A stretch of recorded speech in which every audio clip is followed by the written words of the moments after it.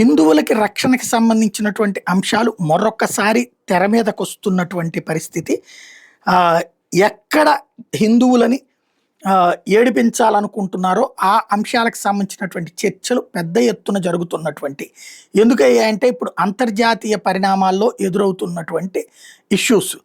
ఆహ్, భారతదేశానికి సంబంధించినంత వరకు హిందువులని ఇబ్బంది పెట్టాలనేటటువంటి శక్తుల మధ్యన ఎదురవుతున్నటువంటి సవాల్. ఇప్పుడు నిన్న మహారాష్ట్రలో జరిగినటువంటి పరిణామం. మహారాష్ట్రలో అక్కడున్నటువంటి ఏదైతే తాజాగా జరిగిన నవరాత్రి ఉత్సవాల సందర్భంగా ఎదురైనటువంటి విచిత్రమైనటువంటి పరిస్థితి ఇప్పుడు కొత్త చర్చకి తావిచ్చినటువంటిది. ఏదైతే జరుగుతూ ఉండగా కార్యక్రమం జరుగుతూ ఉండగా దాడులకి పాల్పడేటటువంటి వాతావరణాలు నవరాత్రుల సందర్భంగా.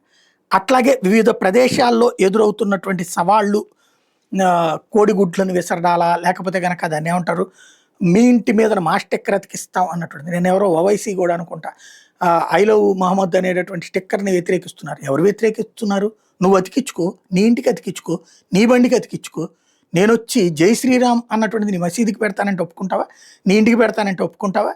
లేకపోతే నీ టోపీకి పెడతానంటే ఒప్పుకుంటావా? నీకు నా దేవుడి గురించినటువంటిది నేను ఎత్తిన రుద్దాలనుకోవట్లేదు. నువ్వు వచ్చి రోజు గాయత్రి మంత్రం చదువుకో అని చెప్తున్నామా? లేకపోతే నువ్వు వచ్చి రోజు గుళ్ళో దండం పెట్టుకో అని చెప్తున్నామా? లేదు కదా. నువ్వు వచ్చి అన్నదానంలో భోంచేసేళ్ళు అని చెప్తున్నావా? లేదు కదా. నీకు ఇష్టమైతే వస్తావు, లేకపోతే లేదు, అంతే.